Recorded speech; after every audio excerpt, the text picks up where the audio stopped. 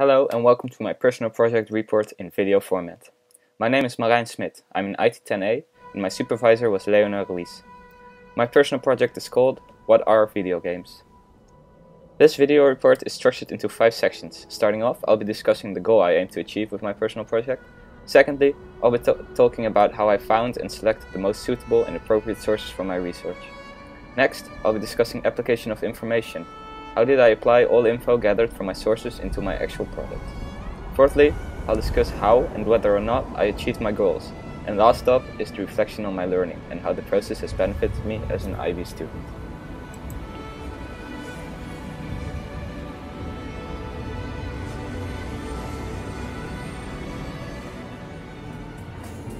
For my personal project, I chose to create a booklet that focuses on the topic of video games. The goal I aim to achieve with this booklet is to expand the reader's view on video games and give them a more detailed knowledge of the topic than what they have learned from media like television and newspapers. Therefore, my intended audience consists of non-gamers. My goal shouldn't be confused with convincing or persuasion of the reader of my enthusiasm towards video games.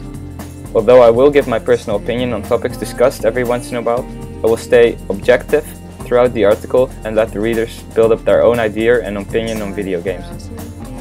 My area of interaction is community and service, because with my project I hope to mean something for people and I hope to inform and teach society a little more on a subject they are unfamiliar with. At the same time, I will attempt to get my readers to leave their prejudices of video games behind, since they are almost always old-fashioned and no longer valid.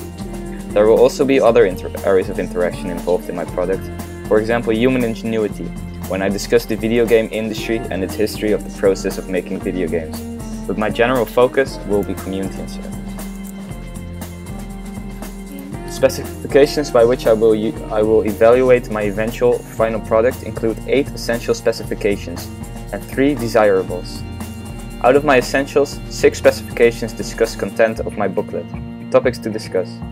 They are mainly questions like, why do people like to play video games, and why do people criticize gaming, and what arguments do they give?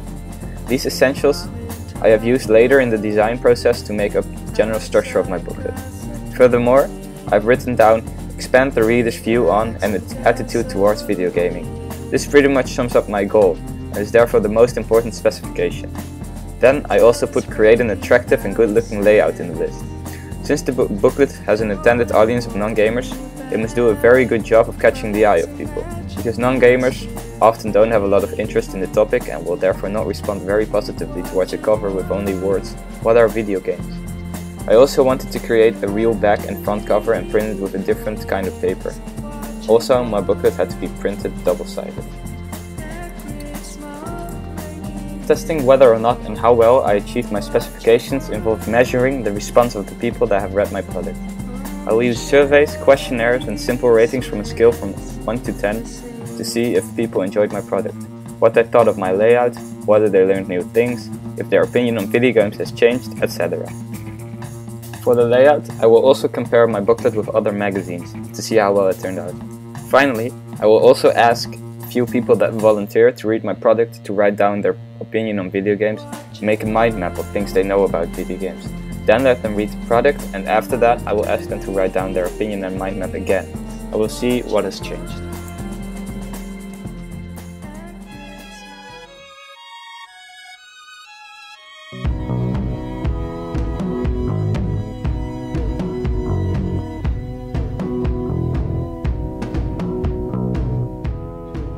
The good thing about my goal and topic is that there's so much information to find. Not only about the history of the industry, but also more actual, current information. Video games are a very actual and sometimes controversial topic of discussion, and therefore there are lots of articles from newspapers or footage on television that I could be able to use. To start with, I used various magazines that focused on video games to get some info and facts from my research, like Chief, Belgian, Power Unlimited, Dutch, and Edge, English. I also used these magazines as an inspiration for creating the layout of my product. Originally, I intended to use books too, but as it turned out, books about video games are very rare.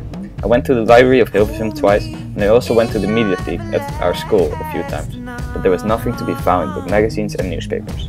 I believe this is because video games are relatively new, and not that many people are interested in such a young history, since it only spans about 35 to 40 years max. I did find various fictional books that had something to do with video games, like one that told about a boy that accidentally got sucked up into his video game. Even though these books were entertaining and interesting, they were not of much worth towards my product, and therefore I did not use books as sources. However, magazines were not the only physical sources I used. I regularly checked newspapers for articles that involved video games or technology, and when I found something I cut it out and pasted it into my journal. I also asked my friends to look out for news articles on the topic, and I received some from my friends too. I think the kind of source that I used that was richest of usable information was the internet. There are millions of websites on video games, from professional journalistic video game websites to online fan bases of video game series. On the internet I found a lot of text and pictures, but also loads of video footage. On youtube.com, dailymotion.com, and via video game websites I found footage from television shows and documentaries that were very useful to me. I also used a documentary that I didn't find on the internet but actually rented at the library. One of them was called Chasing Ghosts Beyond the Arcade and focused on the Twin Galaxies organization, which is an organization that lists all of the world records in video games. It also showed the people that had got the world records and talked about their personalities and personal life. Another one was called Second Skin, which focused on video game addiction and people that were addicted to games like World of Warcraft and neglected their social and daily life.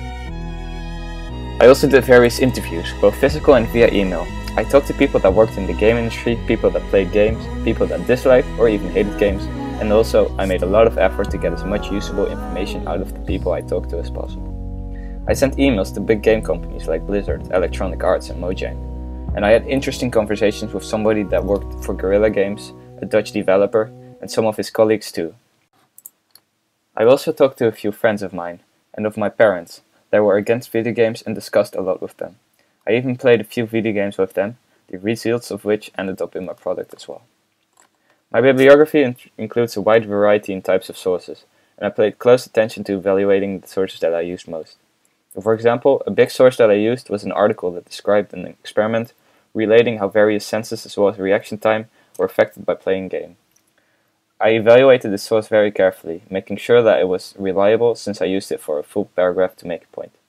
I looked up the author and also made sure that the multiple places on the internet where the experiment was described didn't give any different results.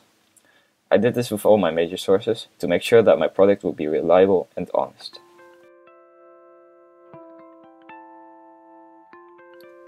Creating the product that I wanted to create required a lot of investigation.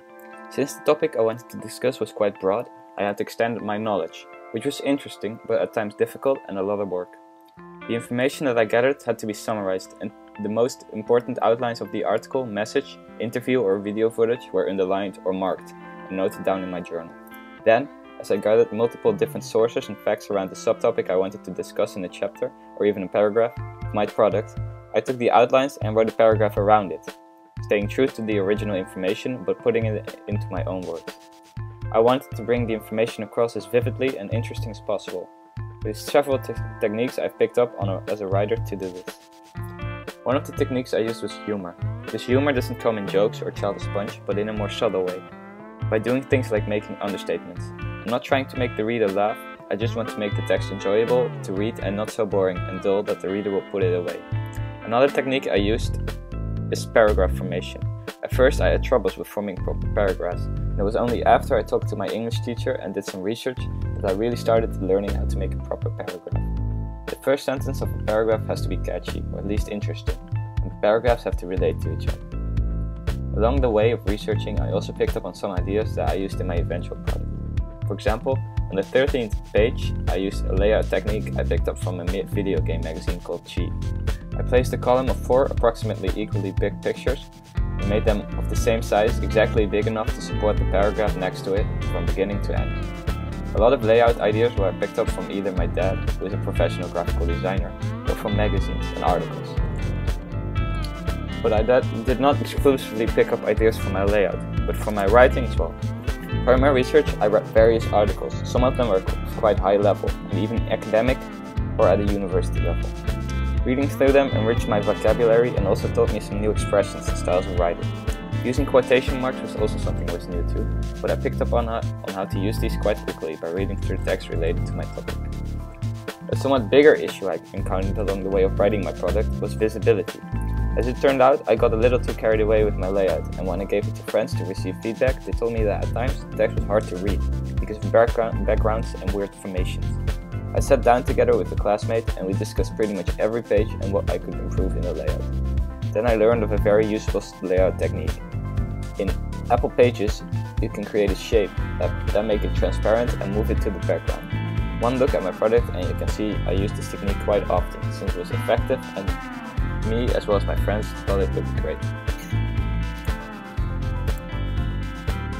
Another issue I encountered was the order of the chapters I wanted in my product. I knew what chapters I was going to use and what each chapter was going to discuss, but it was a little difficult to decide in what order the chapters should end up in my booklet. At first, I had the following order. First up, what are video games? 2, the bad. 3, the good. 4, the industry. 5, society and press. And then the conclusion. But I ended up making some changes to this order. I took the 4th chapter, the industry, and made it the 2nd chapter, because I felt to understand and appreciate the arguments given in the good and the bad, it would require more knowledge, and therefore I placed the industry earlier in my product. Also, I turned the good and the bad around, placing the good first and the bad second. I did this because I thought this gave a better structure and build-up towards my conclusion, because in my conclusion I first discussed the good and then the bad.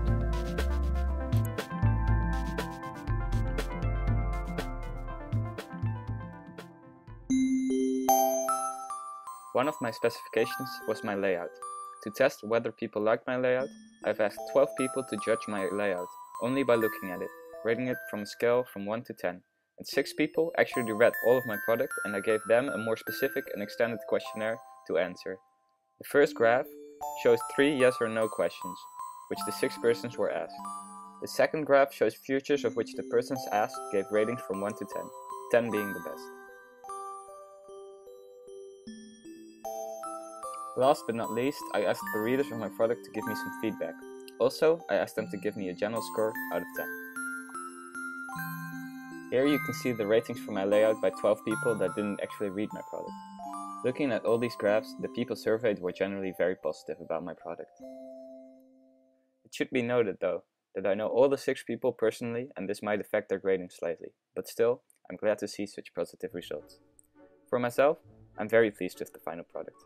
I never expected it to end up so professional, and something I really liked is how different it felt when I printed it on professional double-sided photo paper, bound it and covered it, and actually held it in my hand physically. It feels so much more professional and real than if it's just a file sitting on your computer. Looking at the specifications I put up for myself at the beginning of the whole project, I've been quite successful.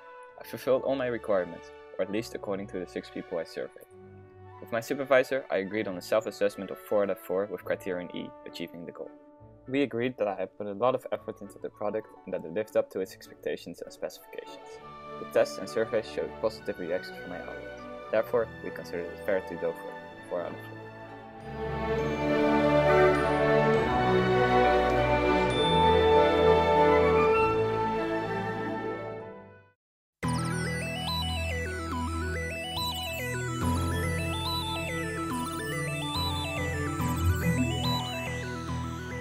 For my personal project, I thought I knew a lot about the video game industry. I played a lot of games, visited video game websites from time to time, but as soon as I started researching, collecting information and making my product, I found out how much more there is to the topic than I originally thought. The history of video games is, even though it's relatively short, full of ups and downs, peaks and depressions, and is very interesting. I thought the industry just rose in wealth from its start to now, however there's much more to it. I also learned so much more about how other people look towards video games. I really had to transfer myself to them, looking at things from their perspective. This gave me a lot of new knowledge about opinions and arguments. My area of interactions was community and service.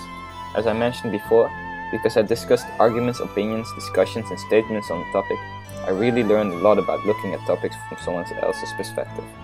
This is something that can be applied a lot in my surroundings. What I learned is that abandoning your own opinion is difficult, but often essential for a discussion to be complete. What I also learned is what kind of influence media can have on people. People I interviewed that had never played a game before had such a completely wrong idea of video games, because that's what I learned from television, news, articles and newspapers. People just seem to rely completely on what these things have to say, even though they have absolutely no personal experience with the topic at hand.